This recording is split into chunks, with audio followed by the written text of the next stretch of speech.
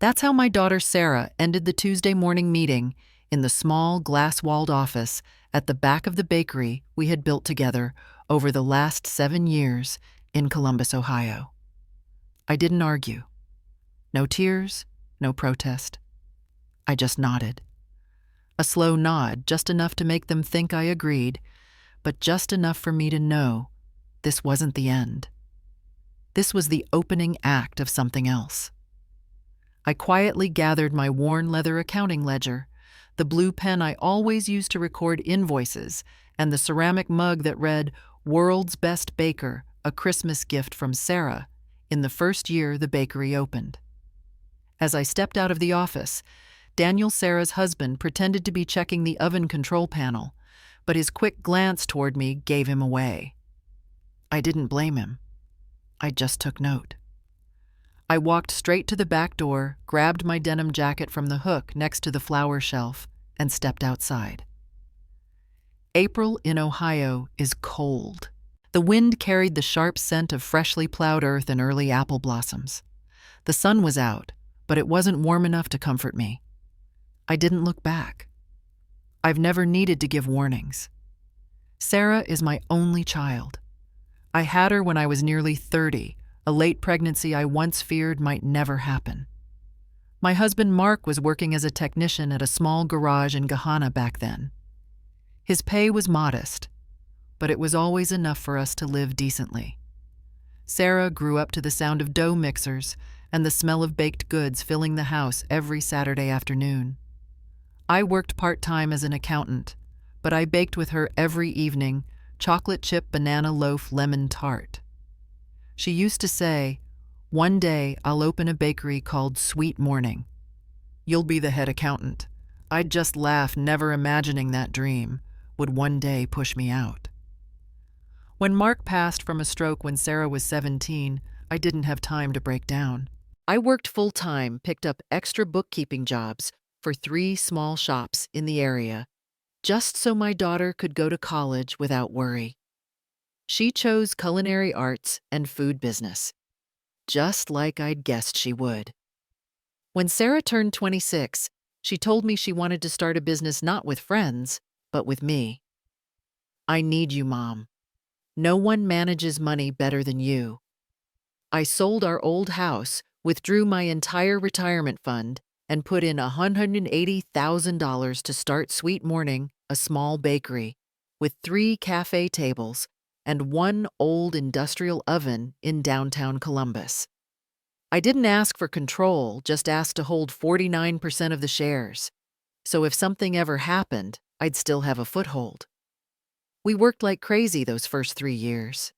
I handled all the paperwork, bookkeeping, taxes, invoices.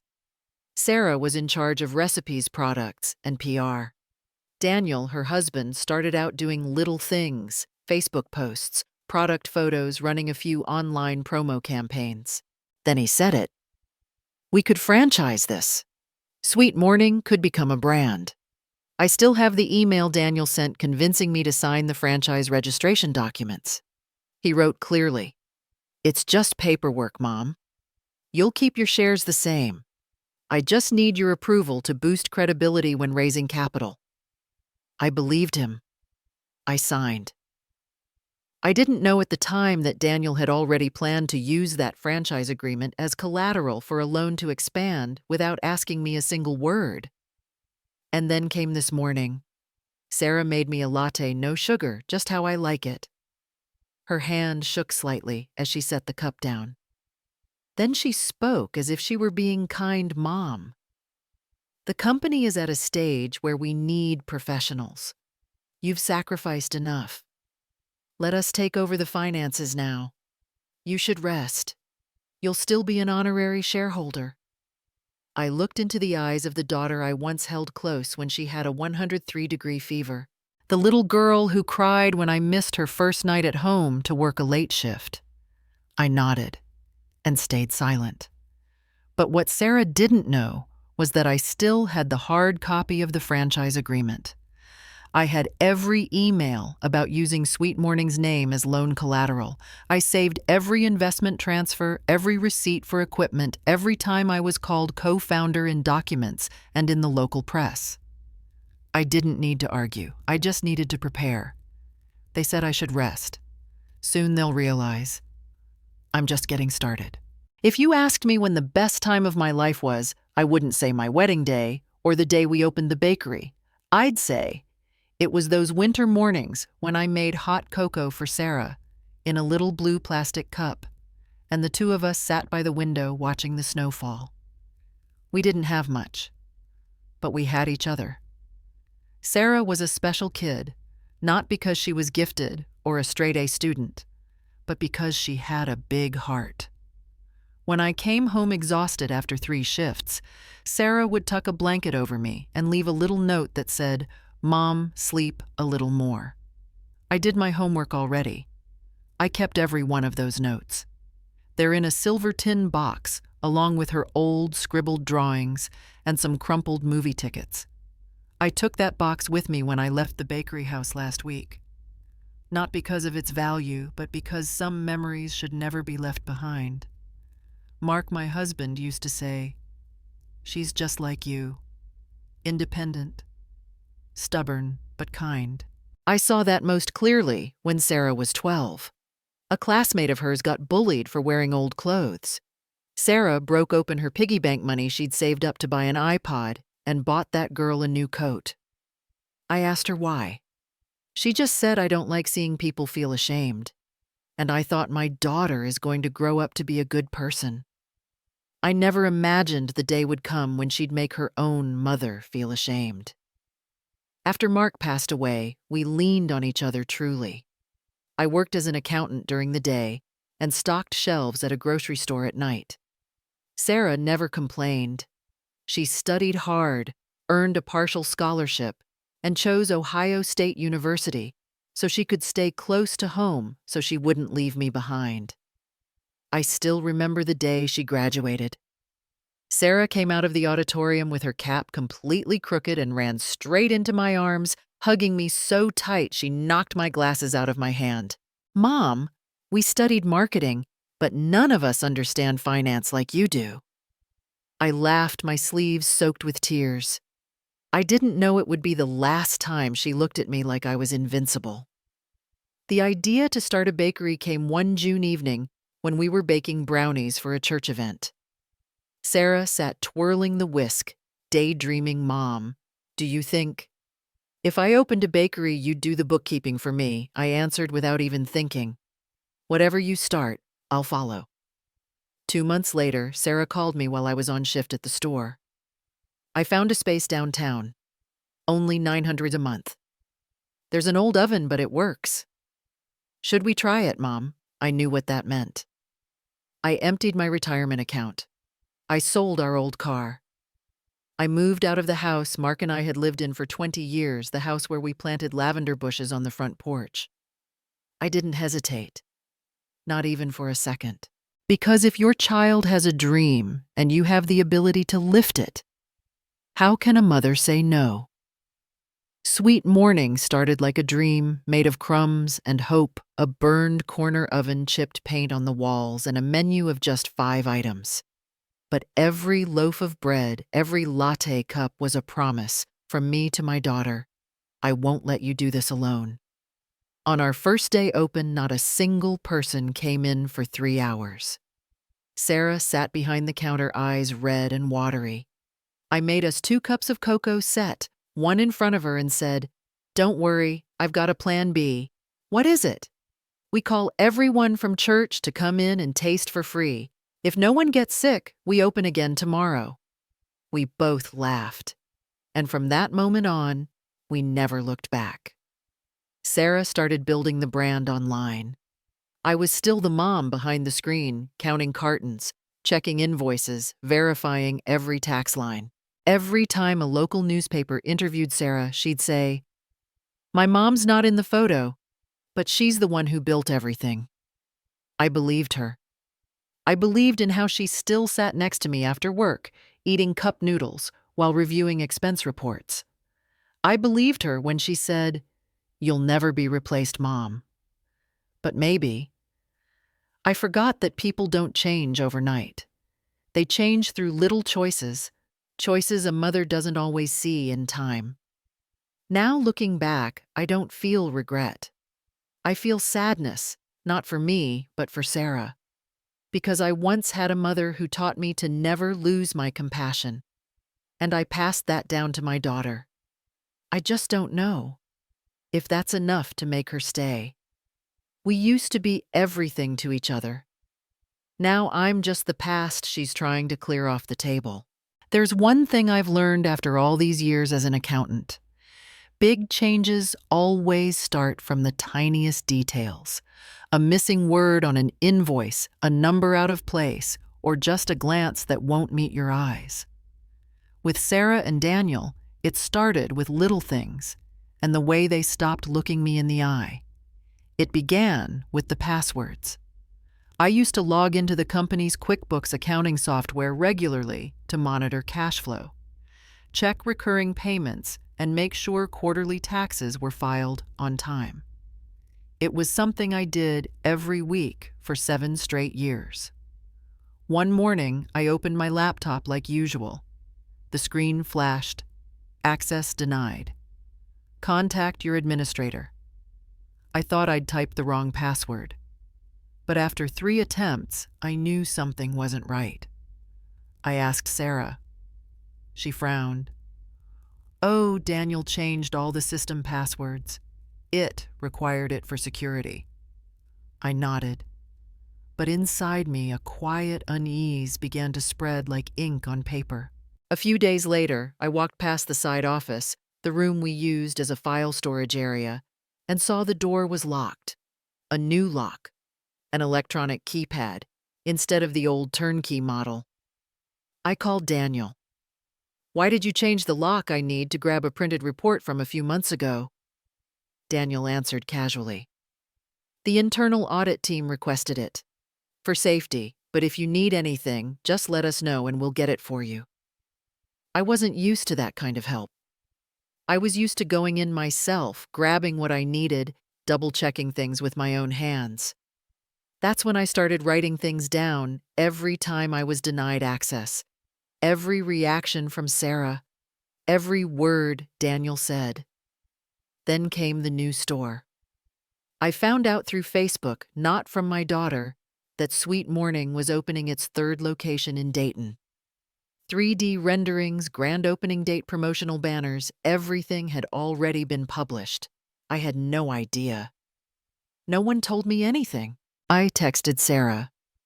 She replied, "Mom, I was going to tell you, but I've been so busy.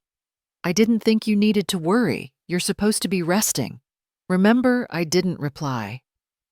But that night I couldn't sleep. I sat alone in my little apartment under the soft yellow light of my desk lamp and pulled out every document I'd ever signed.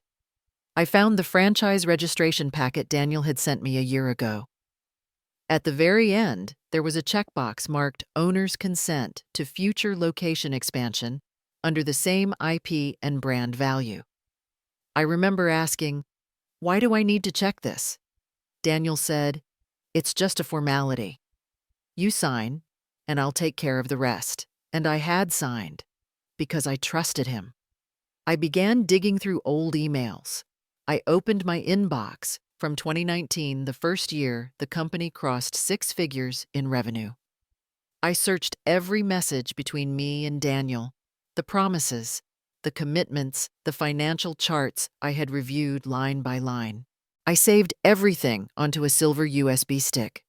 Then I printed the key emails, filed them neatly into a red folder, the same color as the envelope I used to send Sarah her last semester tuition. I wasn't sure if Sarah knew what I was doing, but I knew. Then one of our old employees reached out to me. Molly, the cashier who had worked with us since her sophomore year, asked me to meet her at the Starbucks near Broad Street. "I'm sorry, Ms. Elizabeth," she said, "but I think you should know." Molly told me that Daniel often asked her to print offside payment slips, ones that never went through the official system. that he signed contracts for equipment under the parent company's name without going through the board, that Sarah never questioned it. She just signed what her husband handed her. I wasn't shocked. I simply asked, "Do you still have copies?" Molly nodded. The next day, I received a printed contract for a $70,000 industrial packaging machine signed under the name Sweet Morning Franchise Holdings, LLC, a subsidiary I'd never even heard of. That night, I opened my closet and took out the silver memory box. And I added something new to it, a copy of that contract with no signature from me. Then I opened my phone and created a new note. I titled it, "The Day I Started Trusting Paperwork More Than Promises." I used to believe Sarah's words like they were gospel. Now I trust documents, tax IDs, and emails with timestamps. Some departures feel like a fall, rushed shaky, painful and unexpected, but not this time. This time I didn't fall. I walked away. Step by step, slow and steady, like moving out of an old, dusty house that still has sunlight peeking through the windows. I chose Friday, 6 p.m., after the bakery had closed when all the staff were gone. Sarah was on a Zoom call in the office. Daniel wasn't there. I came in through the back, past the storage room, past the empty shelves where I used to stack every bag of flour by hand. I stepped into the small room they once called the accounting office, where I used to write every line of the budget hands, shaking from negative numbers, where I used to balance the books until 1 a.m., just so Sarah could have clean reports for her morning presentations. On the desk was still the world's best baker mug I'd left behind after the meeting where they pushed me out. I wrapped it in an old tea towel, not because of the mug's value, but because of the pride in Sarah's hands the day she gave it to me. I placed it in my bag alongside the folder, then opened the bottom drawer where I had stored the original investment agreement IRS paperwork, the Sweet Morning co-ownership certificate, and the hard copy of the franchise license. Once I zipped up the bag, I stood still for a long moment. I thought of the first day when the two of us sat in this room, drawing flowcharts on blank A4 sheets, using a pink highlighter to mark financial risk zones. I smiled. There's no smile more painful than one that's grateful for what's already gone. That night, I packed up everything from the small apartment behind the bakery, the place I had lived in for the past 7 years. It didn't have big windows, but I once grew mint in an old tomato can by the stove. I packed light a few changes of clothes, my laptop, the USB drive, the memory tin, and the red folder, which I now called my paper shield. I didn't tell Sarah. I didn't leave a message. I just left the key in a white envelope with 2 lines written, "You once promised I'd always have a place here." I hope you remembered that promise longer than I did. Then I walked out and caught the Greyhound that night, 3.5 hours south to Cincinnati. Far enough not to bump into anyone familiar, but still within Ohio, where I could follow the legal trail if needed. I rented a small room at the Extended Stay America on East Kemper Road, tucked into a quiet suburb. No one knew I was there, and I didn't plan to let anyone know. The receptionist asked if I was in town for business. I just smiled. For now, I'm here to sort a few things out. I paid cash for 3 nights. No card on file, no housekeeping service. I needed silence. Not to hide, but to think. In that 3rd-floor room with beige walls and a carpet that smelled faintly of cleaning fluid, I sat at the wooden desk and opened every document I had brought with me. I laid each page out like I was redrawing the map of my life investment contract. Shareholder certificate, Daniel's franchise email, Molly's shady payment slips, the $180,000 wire confirmation from my retirement account. I labeled each folder. I used the hotel printer to make 3 extra copies of everything sorted into separate document sleeves, one for me, one for a lawyer, and one in case the truth ever needed to be made public. That night, I didn't turn on the TV. I didn't call anyone. I just made a cup of mint tea boiled from tap water in the room's rattling electric kettle and stared at the ceiling. Not to complain, but to feel. That emptiness, it wasn't loneliness anymore. It was space. Space to breathe. Space to think. Space to step back and finally see the whole picture. The next morning, I woke up at 5:00 a.m., just like always without an alarm. I wrote the first line in a brand new notebook, A1. I didn't leave because I was weak. I left because I refused to be fooled again. I didn't know where I would go after this hotel, but I knew one thing: I wasn't going back. Not to the bakery. Not to the role of mom who does it out of love. This time I was a legal co-owner, an investor, a woman with receipts, and if needed, I'd be the one to demand justice in the quietest way possible. They think I've stepped back, but I've only stepped into my strongest position: paperwork memory and organized silence. I was sipping my second cup of coffee in the hotel lobby Monday morning when the phone rang. Unknown number. Columbus area code. I hesitated for a moment, then picked up. A man's voice, polite. Mrs. Elizabeth Miller. Yes. This is Michael Grant, legal counsel for Clarion Capital. I've been instructed to contact you as a registered shareholder and co-owner of the Sweet Morning brand. I gripped my coffee cup a little tighter. What's going on? His tone wasn't rushed, but it was clear something serious was happening. Your company, specifically the acting representative, Mr. Daniel Reyes, has breached a commercial credit agreement. A $125,000 loan signed under an entity tied to the Sweet Morning franchise was found to have been backed by invalid collateral. I stayed silent. No shock. No shouting. Just one question: am I listed as part of the lawsuit? Not currently. But since your name appears on the original franchise documents, Clarion needs to verify whether you gave consent. I exhaled slowly. I had no knowledge of that loan. I never signed any guarantees beyond the initial franchise agreement. Good, he replied. In that case, you'll want to gather documents to prove that. If you need independent legal representation, we suggest hiring your own attorney. Official notice will be sent to you via email and hard copy. I hung up my hand, still wrapped around the cup. I didn't feel satisfied, just a deep stillness, like the bottom of a well, where truth finally surfaces without you having to push it up. Daniel had done worse than I thought. Not just internal manipulation, he had used the brand ownership, which I had co-signed, to take out a risky loan. And now it had collapsed. That afternoon, I opened my laptop and went back to my old emails, the inbox where Daniel and I used to exchange messages back when the company only had 4 employees. Among hundreds of emails, I filtered out a thread titled Franchise Expansion Investment Strategy. Confidential. Inside, Daniel laid out a plan to borrow from Clarion Capital, linked to opening 3 new locations in the next 12 months, backed by appraised franchise documents. I never replied to that email, never gave written consent.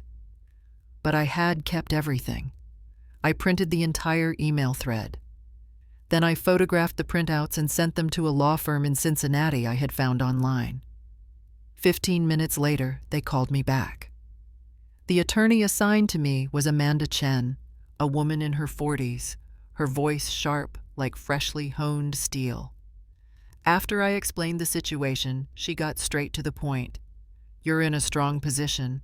If Daniel used your signature to secure funding without final written consent, the legal liability doesn't fall on you. But if you stay silent, they might drag your name through the mud to save themselves. I nodded, even though she couldn't see me. I don't want to sue them. I just don't want to be part of this mess. And I'll make sure you're not, Amanda said. But from this point on, do not contact Sarah or Daniel directly. If they call, text, or email, send everything to me. I thanked her and hung up. That night, as the city lights came on, I sat on my hotel bed and opened the small paper calendar I had brought with me. I circled today's date, the day I officially stopped being the mom who helps with the business. I had become a third party in a financial investigation. 3 days later, Clarion Capital sent an official letter by email and mail. Notice of legal action against Sweet Morning Franchise Holdings, LLC, for breach of contract. Legal documents attached listing Daniel Reyes as the responsible corporate representative. My name listed as a non-executive shareholder, pending role verification. I held the printout and quietly added it to the red folder in the tab labeled, "The Unmasking Begins." Sarah called me Thursday morning. I didn't answer. 3 minutes later, a text came through Mom. "Something serious is happening. I don't know if you're involved. Just please respond once." I forwarded the message to Amanda. She replied with just 3 words, "Ignore. For now." I used to be the first person Sarah called when she had a tough test, a broken heart, or lost a scholarship. Now she's calling because the company is falling apart. And I'm no longer the one who's going to save her. The message came on a gloomy afternoon while I was folding clothes in my small hotel room in Cincinnati. It was from an old friend, someone I hadn't heard from since last year. She sent a link, "Beth.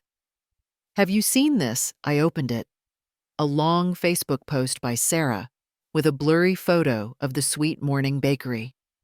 The caption read, "When the person you trust most turns away our real story." The post began in a familiar tone, the kind of writing Sarah used for cinnamon roll ads during the holidays. 7 years ago, we started with a simple dream, a small bakery, a united family. But what no one teaches you when starting a business is sometimes the people closest to you are the ones who break you. I kept reading each sentence like a quiet knife slicing through old memories. Sarah wrote that her mother, an original shareholder, had unexpectedly walked away, cut off contact, and left behind a legal gap that made it impossible for the company to recover from financial trouble. There was not a single line about the $180,000 I invested to start it all. Not a word about the nights I stayed up doing taxes until 2 a.m. Not a mention that they changed the passwords, locked the files, and quietly pushed me out. Daniel added a comment underneath. "Family should be the safest place unless it turns into a tool of control." We've stayed silent long enough. The post had over 1,800 shares in 2 days. People left comments.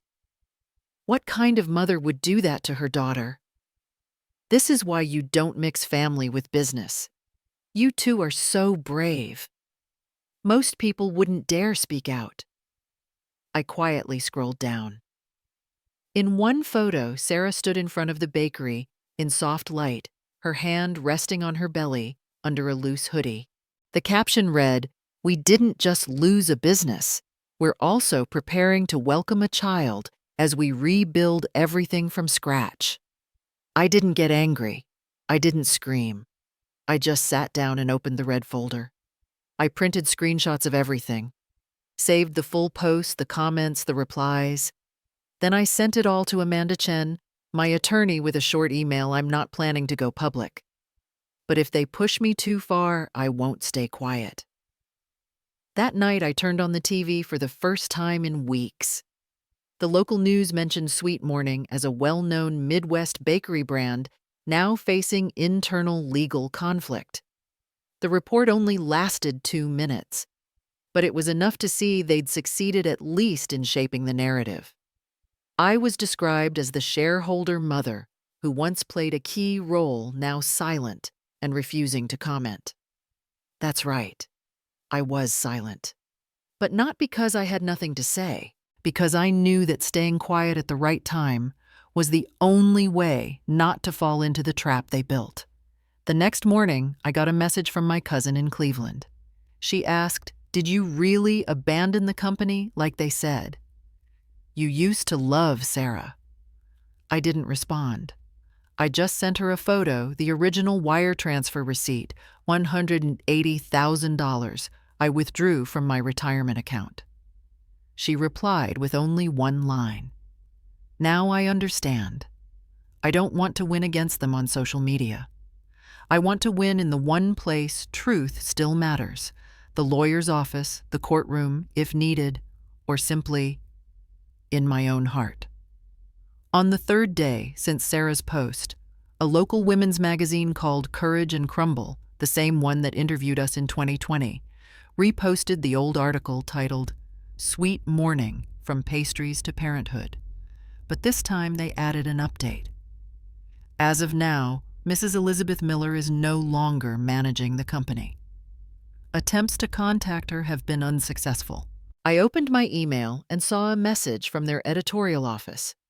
We'd like to interview you again to provide a balanced perspective. Would you like to speak out? I didn't reply right away. Instead, I opened the notebook where I'd written my first line day 1 and added a new one, day 18. They rewrote the story. But I'm keeping the original. And if one day I choose to speak, it won't be to argue. It'll be to remind them who wrote the first words. I was washing glasses in the tiny hotel sink when I heard the knock. 3 knocks. Short, steady, and without hesitation, I stopped. Not housekeeping, they don't knock like that. I looked through the peephole. Daniel. He was wearing a white shirt carrying a black document case. His face tired, but still put together, like someone who knows how to deal with difficult people. I didn't open the door right away.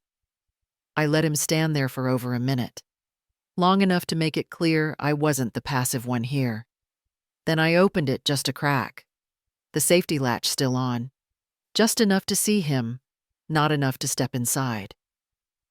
Mom, he said, trying to smile. I hope it's okay I call you that. I didn't come here to fight. I just want to talk for a minute. I looked at him like I was scanning a barcode on something I had no intention of buying. I'm listening. Daniel took a breath. Things are bad, you know that. I don't want to drag you into legal messes. But if you could just sign this, it's a minor authorization. Clarion Capital would give us a little more time to fix things.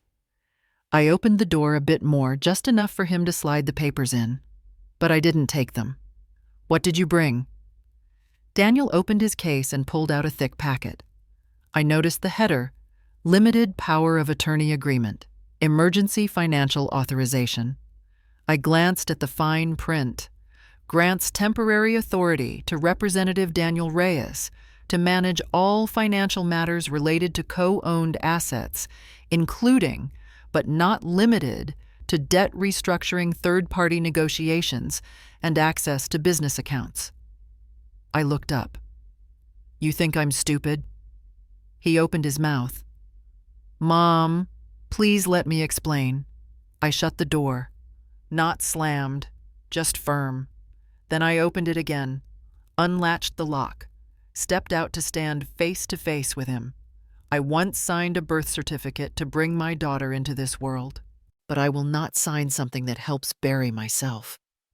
He swallowed hard. I saw his throat move. Mom, I know I messed up, but Sarah's about to give birth. We need time. This doesn't touch your personal accounts.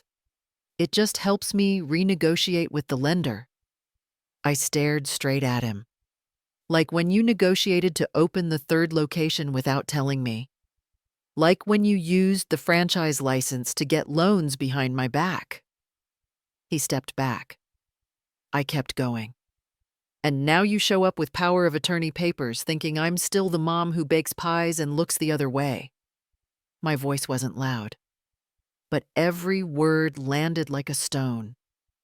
Daniel's voice dropped too. If you don't sign, we'll lose everything. I paused, then answered slowly.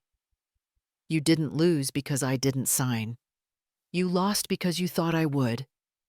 He looked at me one last time, not angry, not begging, just the quiet collapse of a man who thought he could control everything until he couldn't even sway his own mother-in-law. That night, I switched rooms. I packed my things, went to the front desk, and said I'd like to move. New room, different floor, different hallway. The woman didn't ask why. I imagine they've seen a lot of people trying to start over. I called Amanda Chen, told her everything. She listened quietly, then said, "Good thing you didn't sign." Power of attorney is never just a signature. It's a key to the entire system. I smiled a little.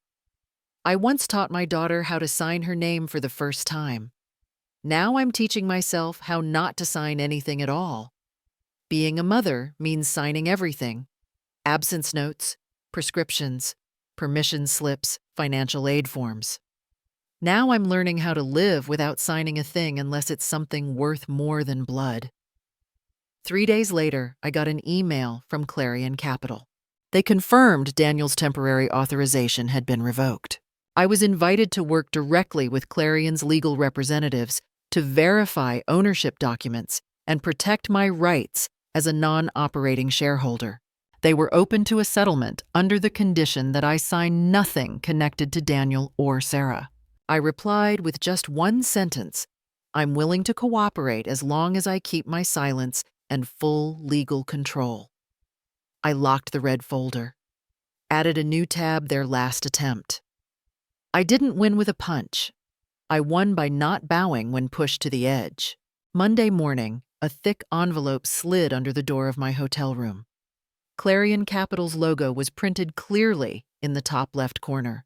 Above it in bold red ink, "Confidential, legal response required." I poured myself a cup of black coffee, opened the envelope page by page, my hands steady. I read every line, every dry, legal term like chewing through a story I had lived once before. And then the key passage: "The evidence provided by Mrs. Elizabeth Miller includes original wire transfer records, internal negotiation emails, the first franchise agreement, and financial data from 2018-2022, confirming her role as an initial investment shareholder with no involvement in operations after Q2 of 2023. And one final line: therefore, Clarion Capital affirms that Mrs. Miller bears no responsibility for the financial misconduct carried out by Mr. Daniel Reyes." I sat up straight. I didn't cry. I didn't smile. But something inside me unlocked. Like unbuckling your seatbelt after a long ride, your spine straightens and your heartbeat evens out. Amanda called me right after. Her voice was low and sharp, like forged metal. "I've sent formal statements to the editorial team at Courage and Crumble and the local news station. They need to know the truth doesn't come from a Facebook post." I smiled for the first time in days. I don't need to go viral. I just need to be right. 2 days later, Courage and Crumble published a new piece.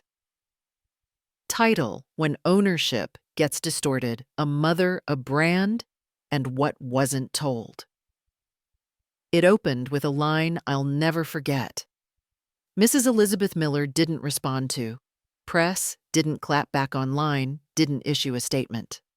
But she kept all the paperwork. They quoted my email, I didn't back out. I just refused to stay on when they hit the gas in a car with no brakes. Less than 24 hours later, comments started popping up under Sarah's original Facebook post. "Anyone read the new article? Seems like the story isn't what we thought. She was the main investor. Why are they talking like she walked away? I don't like using pregnancy to cover up financial mistakes." Daniel stayed silent. Sarah quietly edited her post, deleted a few parts, and then disabled the comments. That night, I got a message from an unknown number. "You don't know me, but I interned at Sweet Morning in 2021. I know you were the only one keeping the company steady. I just wanted to say, I believe you."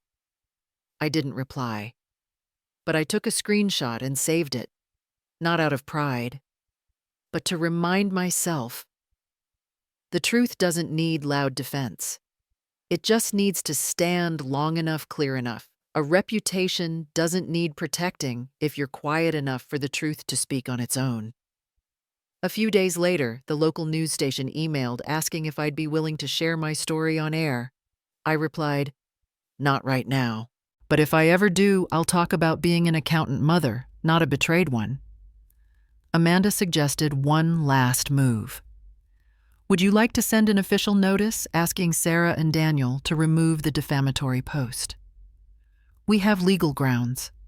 I thought about it overnight. The next morning, I typed my response. "I don't need them to take it down. I want them to live with it every time someone asks why it no longer matches the truth." 3 weeks later, Clarion Capital officially announced they had ended all negotiations with Daniel. Sweet Morning Franchise Holdings lost the right to use the brand at 2 of its newest locations. Some of their assets were frozen, and the parent company was placed on a credit risk watch list. I received a thank you email from a Clarion representative. "If you hadn't kept the original documents, we might have had to sue both parties, even the innocent one." I replied with a single line, "Some people stay silent to survive. Others keep the records to remind." I sat in the same old hotel room staring out through the frosted glass. Cincinnati was still loud, just like always. I took a deep breath and opened the notebook I'd started the day I left Columbus. On the last page, I wrote, "Day 43. They built the stage." I kept the original. And in the end, justice didn't arrive with thunder. It came with a red stamp and a confirmation email. The new apartment in Edgewater, Cincinnati wasn't big, but every morning sunlight would spill into the kitchen like a gentle hello. I rented it from an elderly couple who had just moved into assisted living. The old woman left behind a light blue armchair, and on it a worn book by Maya Angelou. I didn't move it. I didn't change a thing. I didn't need to start over from zero. I just needed to start from me, the woman I'd forgotten somewhere between closing ledgers, kneading dough, and signing my daughter's first documents for her. Each morning, I wake up at 6 hours, make coffee, and sit by the window. No more forms. No more justifications. No more letters from lawyers. I read books. I doodle in pencil. I signed up for a pottery class 4 blocks away. For the first time, I saw time wasn't something I was racing anymore. It was a companion walking beside me, not pushing me forward. 1 week after moving in, I received a package with no return address. Inside was a cream-colored card handwritten in black ink. "I don't expect forgiveness, Mom, but I want you to know I read everything. And I'm trying not to be the person Daniel turned me into. If you'd allow it, I'd like to send you a photo of Emily. You've never met her, and she deserves to know who her grandmother is. Sarah." I sat for a long time holding that card like a diary page fallen from the past. I didn't cry. I wasn't angry. I just whispered, "I don't need your apology. I need your understanding." I folded the card and placed it in the drawer beneath the tea cabinet, right next to the copy of the investment agreement and the photo of the $180,000 wire transfer things that once fueled my fight. Now just part of the past. Some relationships don't need to be cut off. They just need to be set down long enough for both sides to learn how to walk toward each other with truth, not emotional debt. One morning, I walked past the Edgewater Public Library. They had a sign up, "Volunteers needed basic accounting class for single mothers." I stepped in and left my name. The receptionist asked, "Did you used to be an accountant?" I smiled. I once held a whole company together with my own 2 hands and didn't need anyone's permission to do it. During the first week of class, I met Tasha, a single mom of 2 who sells things online but has no idea how to track her cash flow. We sat together, and I helped her write a budget on paper the same way I once taught Sarah. But this time, I wasn't writing, so someone else could remember. I was writing so I could remember who I was. One late afternoon, I sat in a small cafe near the lake, flipping through the old notebook I'd carried from the hotel. I turned to the last page where I once wrote Day 43. Justice didn't come with thunder. It came with a red stamp and a confirmation email. I picked up my pen and wrote, Day 73. I stopped living to be seen. I lived to recognize that I never disappeared. Sarah didn't call. She didn't text. She didn't write again. I didn't wait. I didn't blame her. We both needed a distance far enough that neither of us would be anyone's shadow anymore. I didn't win. I didn't lose. I simply stood in a place where I'm no longer defined by a role or a silence forced on me. And from that place, I realized I'm still a mother. But first, I'm my own. That day, as I walked home, a breeze from the lake touched my face. I saw a little girl learning to walk on the sidewalk, wobbling, falling, then standing up again without anyone catching her. I smiled. I used to be the one holding up a whole generation. Now I'm learning to hold up myself with no audience. When the sun went down, I put the kettle on, poured a cup of peppermint tea, and sat by the window. No court summons, no lawyer emails, no new Facebook posts. Just silence, not awkward, not painful. Just stillness, a woman, a cup of tea, and a return to herself.